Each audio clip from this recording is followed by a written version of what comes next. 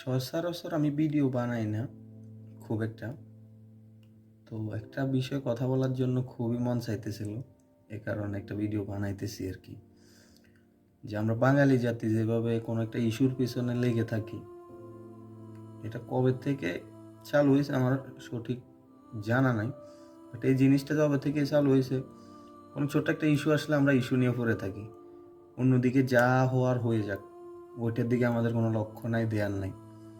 এরকম যদি চলতে থাকে, আল্লাহ মাবুদে জানে আমাদের বাঙালি জাতিদের কপালে কি আছে, আল্লাহই জানে। এতদিন তো অনেক দুঃখ দুর্দশাতে আমরা ছিলামই, ভবিষ্যতে হয়তো আরো ভয়ঙ্কর হতে পারে যদি এভাবে সবাই ছোট ছোট ইস্যু নিয়ে সবাই পড়ে থাকি। আমাদের লক্ষ্য হওয়া উচিত সবার একরকম, যে কিভাবে সমাজে দেশে শান্তি ফিরিয়ে নিয়ে আসা যায়, ওইটা হওয়া উচিত লক্ষ্য। কিন্তু মনে হচ্ছে না, এক একজনের এক এক রকম চাহিদা। কেন জানি মনে হচ্ছে যে আমাদের কপালে খুবই দুঃখ আছে।